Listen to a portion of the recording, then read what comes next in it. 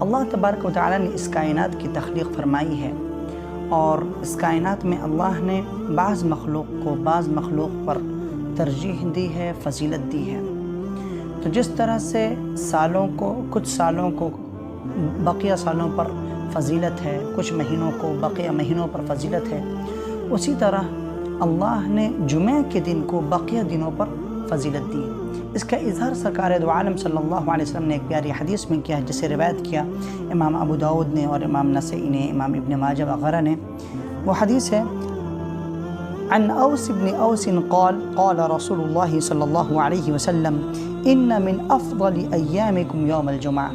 حضرت اوس بن اوس سے مروی ہے، فرماتے ہیں کہ سرکار دو عالم صلی اللہ علیہ وسلم نے ارشاد فرمایا کہ تمہارے دنوں میں سب سے افضل دن جمعہ کا دن ہے۔